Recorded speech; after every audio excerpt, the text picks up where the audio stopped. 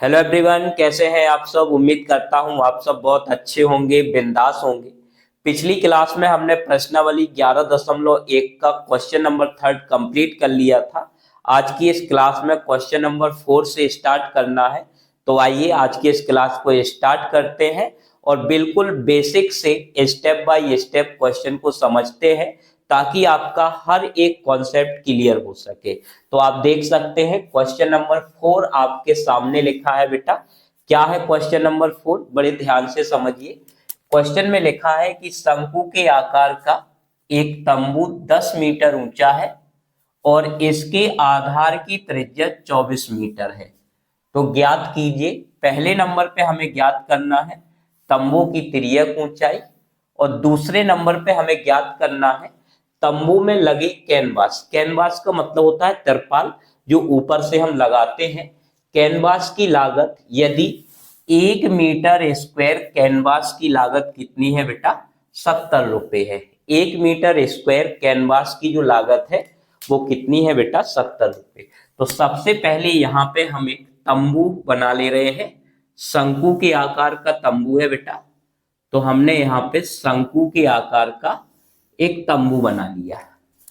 यहाँ पे जो हमें इसकी ऊंचाई दी गई है, तो आधार का जो वृत्त होता है उसके केंद्र बिंदु से इसके शीर्ष की जो ऊंचाई होती है उसे हम शंकु की ऊंचाई यानी कि h से दर्शाते हैं। और केंद्र बिंदु से परिधि तक की जो दूरी होती है बेटा, उसे त्रिज्या किससे दर्शाते हैं बेटा, r से दर्शाते हैं। तो यहाँ पे हमें क्या दिया गया है, जो दिया गया है पहले हम उसको यहाँ पे लिख लेंगे। तो हमें दिया है तंबू की ऊंचाई यानी कि ऊंचाई, जिसे बेटा h से दर्शाते हैं। कितना दिया गया है हमें, 10 मीटर, तो 10 मीटर लिख लेंगे। आधार की त्रिज्या, त्रिज्या को किससे दर्शाते हैं बेटा, r से। तो r बराबर हमें दिया है 24 मीटर। तो पहले नंबर पे हमें क्या ज्ञात करना है, पहले नंबर पे हमें ज्ञात करना है तंबू की तिर्यक ऊंचाई। तिर्यक ऊंचाई क्या होती है बेटा, ये जो ढाल देख रहे हो आप, ये जो ढाल देख रहे हो, इस ढाल को हम तिर्यक ऊंचाई बोलते हैं और एल से इसको दर्शाया जाता है। अब हमें याद रखना है कि एल, एच और आर के बीच में एक संबंध होता है, उसे हम क्या बोलते हैं बेटा, वो संबंध होता है एल स्क्वायर बराबर H square plus R square. अब अगर हम यहाँ पे एल के स्क्वायर को हटाएंगे तो इस साइड रूट लग जाएगा। तो यहाँ पे हो जाएगा H square plus R square. अब आप देख सकते हैं कि एच की जो वैल्यू है वो हमें कितनी दी है बेटा, 10 दी है। तो हम यहाँ पे 10 का स्क्वायर प्लस आर की जो वैल्यू है वो 24 है, तो 24 का स्क्वायर। 10 का स्क्वायर करोगे बेटा तो कितना हो जाएगा, 100। और 24 का स्क्वायर करोगे तो कितना आएगा, 576। 576 और 100 को अगर जोड़ दोगे तो यहाँ पे हो जाएगा 676। और हमें याद होना चाहिए कि 676 जो है वो 26 का वर्ग है। यानी कि अगर हम 676 को बाहर निकालेंगे तो कितना बाहर निकलेगा बेटा, 26 बाहर निकल आएगा। यानी कि एल का जो मान है वो कितना होगा बेटा, 26 होगा। एल का मान कितना होगा, 26। तो पहला क्वेश्चन हमारा यहाँ पे कंप्लीट हो जाएगा। अब हम दूसरे क्वेश्चन की बात करते हैं। तो अब ध्यान से समझिए, यहाँ पे कह रहा है कि हमें कैनवास की लागत निकालनी है। कैनवास का मतलब होता है बेटा तिरपाल। क्या होता है, तिरपाल। तिरपाल जो हम किसी भी तंबू को ढकने के लिए जिसका उपयोग करते हैं, यूज करते हैं, उसे हम क्या बोलते हैं, कैनवास, तिरपाल। यहाँ पे हमें याद रखना है कि जब हमारे पास एक शंकु के आकार का तंबू होगा और इस तंबू को जब बनाने के लिए जो कैनवास यूज होगा, यानी कि जो तिरपाल यूज होगी, वो केवल इसके ऊपरी भाग पर यूज होगी। किस पर होगी बेटा, ऊपरी। यहाँ पे आधार पे हम तिरपाल का प्रयोग नहीं करते हैं, क्योंकि यह जमीन है और जमीन पर तिरपाल नहीं लगाई जाती है। यदि हम इस शंकु के आधार को छोड़ दें तो बाकी बचे हुए भाग को क्या बोलते हैं, शंकु का वक्र पृष्ठीय क्षेत्रफल बोलते हैं। कहने का मतलब केवल इतना है कि जब हम तरपाल यानी कि कैनवास का क्षेत्रफल निकालेंगे तो वो क्षेत्रफल शंकु के वक्र पृष्ठ के बराबर होगा। यानी कि अब हमें क्या करना है बेटा, कैनवास का क्षेत्रफल बराबर होगा शंकु के वक्र पृष्ठ के बराबर। शंकु का वक्र पृष्ठ क्या होता है बेटा, पाई आर एल।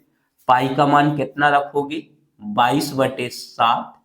आर का मान कितना रखोगे बेटा, आर का मान हमें दिया गया है 24 और एल का मान हमने कितना निकाल लिया है बेटा, 26। अब यहां पे मान लो कि ये हमारा क्षेत्रफल आ गया है मीटर स्क्वायर में।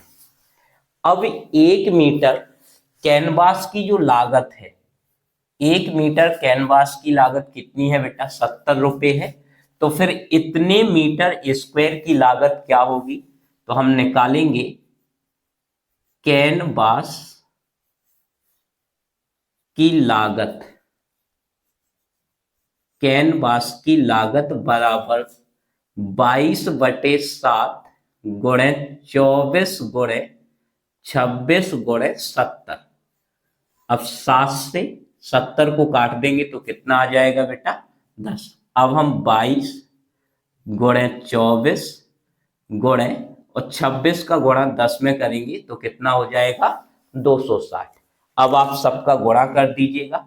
तो चलिए सबसे पहले गुणा करते हैं किसका, 24 और 22 का।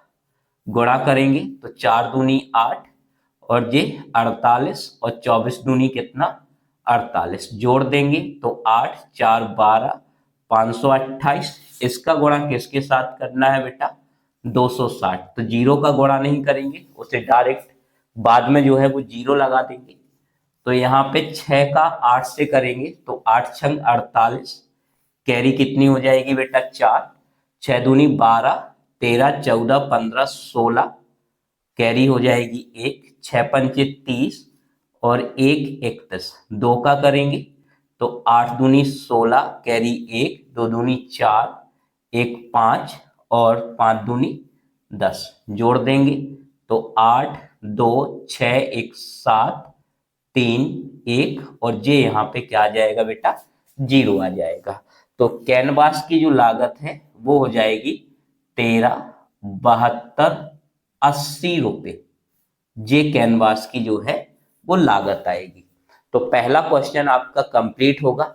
यदि कोई डाउट है तो आप कमेंट बॉक्स में हमसे शेयर कर सकते हैं। अब हम बात करते हैं क्वेश्चन नंबर 5 की। आइए अब हम बात करते हैं क्वेश्चन नंबर 5 की, जो कि काफी इंपॉर्टेंट है। क्वेश्चन नंबर 5 आपके सामने है।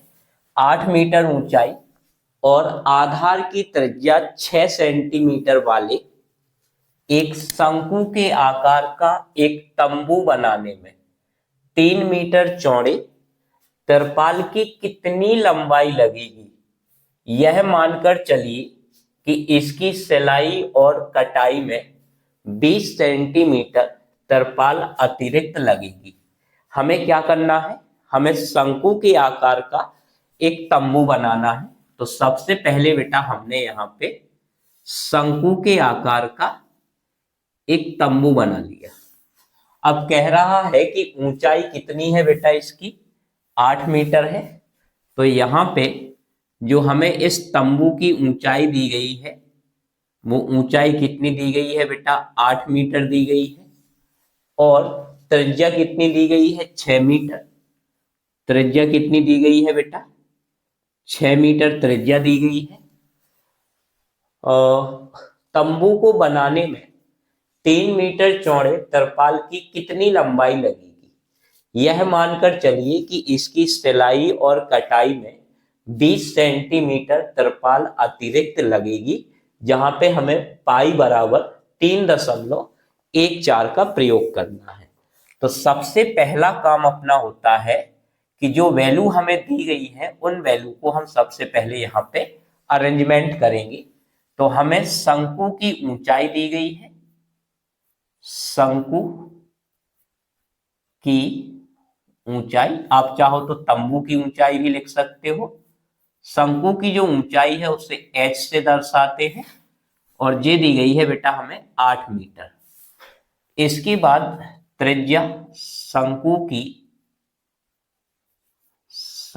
की त्रिज्या यानी कि r बराबर हमें दिया है 6 मीटर।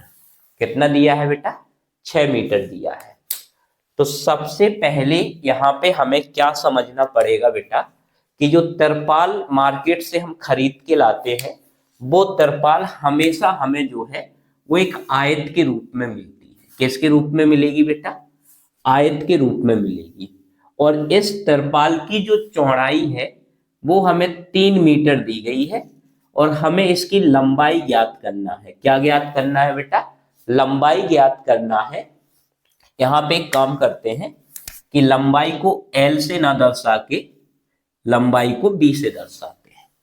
क्या ज्ञात करना है हमें? इस तिरपाल की लंबाई ज्ञात करना है जब सिलाई और कटाई में 20 सेंटीमीटर तिरपाल अतिरिक्त लगी हो।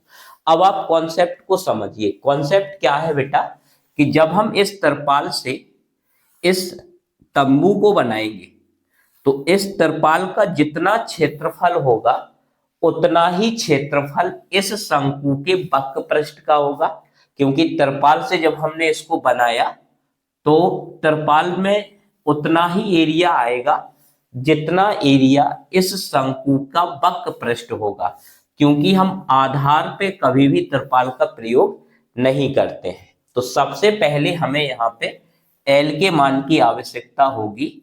तो हम यहाँ पे क्या करेंगे? L की वैल्यू निकालेंगे। L बराबर होता है, L का मतलब है तिर्यक ऊंचाई, h स्क्वायर प्लस क्या होता है बेटा? r square. h का मान कितना दिया गया है? 8। तो h का मान यहाँ पे कितना रख देंगे बेटा? 8 का स्क्वायर प्लस r का जो वैल्यू है वो 6 है तो 6 का स्क्वायर। सॉल्व करेंगे तो 8 का स्क्वायर कितना होता है? 64 प्लस 6 का स्क्वायर कितना होता है? 36। 64 और 36 को प्लस करेंगे तो 100 और 100 को बाहर निकालेंगे तो बेटा L की जो वैल्यू है वो आ जाएगी 10 मीटर। कितनी आ जाएगी? 10 मीटर। अब हमें यहां पे समझना पड़ेगा अतः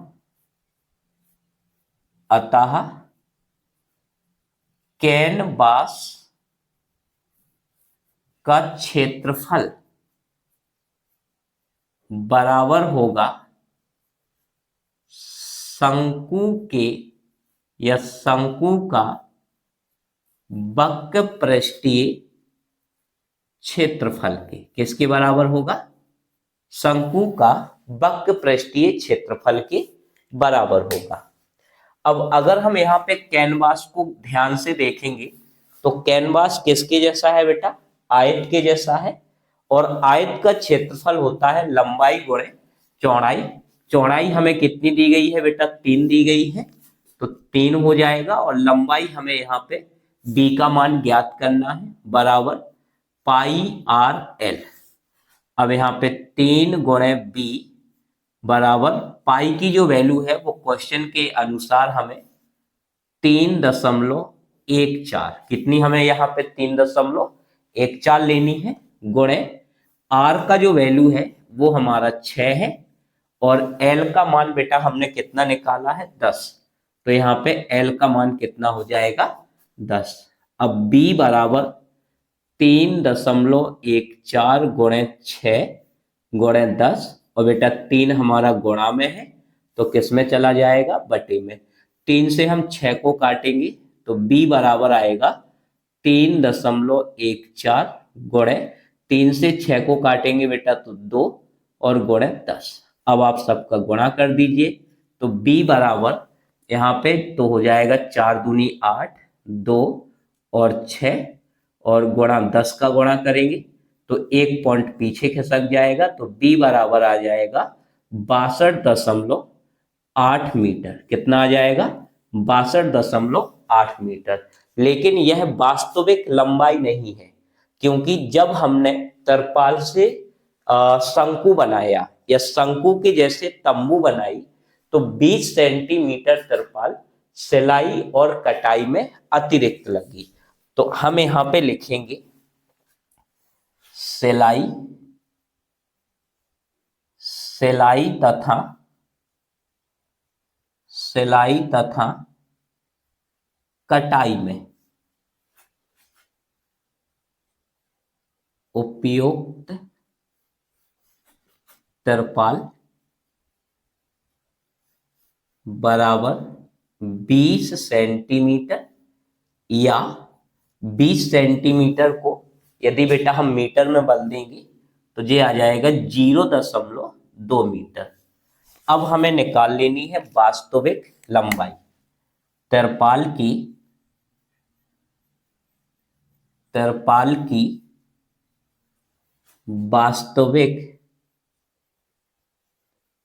वास्तविक लंबाई बराबर होगी बेटा 62.8 प्लस 0.2 जोड़ने के बाद हो जाएगा बेटा 63 मीटर। तो उम्मीद है कि आपका क्वेश्चन नंबर 5 जो है वो कंप्लीट होगा। यदि आपका कोई डाउट है तो बिना हिचके और बिना किसी संकोच के आप हमारे साथ शेयर कर सकते हैं। हम 100% नेक्स्ट वीडियो में आपके डाउट को क्लियर करेंगे, 110% क्लियर करेंगे। केवल आप डाउट पूछने में किसी भी प्रकार का संकोच मत कीजिएगा। तो आइए अब हम समझते हैं क्वेश्चन नंबर 6 को। आइए अब हम बात करते हैं क्वेश्चन नंबर 6 की, जो कि आपके सामने बोर्ड पर लिखा है। क्वेश्चन है बेटा, शंकु के आकार की एक गुंबज की तिर्यक ऊंचाई और आधार का व्यास क्रमशः 25 मीटर और 24 मीटर है। इसके वक्र पृष्ठ पर 210 रुपए प्रति 100 मीटर स्क्वायर की दर से सफेदी कराने का व्यय ज्ञात कीजिए। तो सबसे पहले आपका कॉन्सेप्ट क्लियर होना चाहिए कि गुंबज क्या होता है। गुंबज का मतलब होता है कि आपने कई मंदिरों पर देखा होगा कि शंकु के आकार का इस प्रकार की एक आकृति देखने को मिलती है। इसी को हम क्या कहते हैं बेटा? गुंबज कहते हैं। इसका इस गुंबज की जो तिर्यक ऊंचाई है वो कितनी दी गई है बेटा? 25। तिर्यक ऊंचाई जो है वो कितनी दी गई है? 25 मीटर।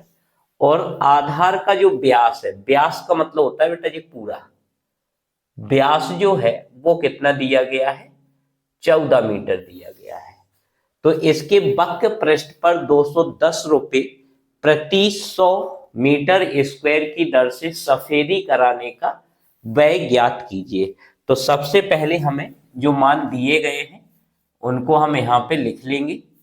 तो हमें दिया गया है बेटा तिर्यक ऊंचाई, तिर्यक ऊंचाई, तिर्यक ऊंचाई को बेटा किससे दर्शाते हैं? एल से। एल बराबर 25 मीटर और व्यास दिया है हमें, व्यास बराबर 14 मीटर। जब व्यास 14 है बेटा तो त्रिज्या इसकी आधी हो जाएगी, यानी कि त्रिज्या आर बराबर हो जाएगा 7 मीटर। अब हम सबसे पहले निकालेंगे वक्र पृष्ठीय क्षेत्रफल। अतः शंकु का वक्र पृष्ठीय क्षेत्रफल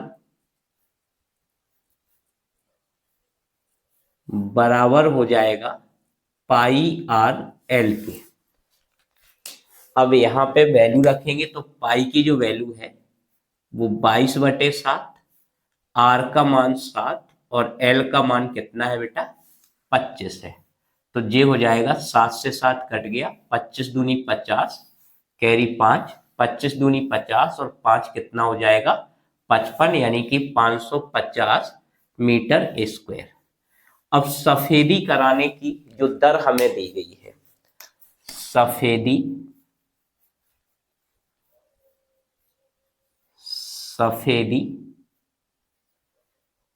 कराने की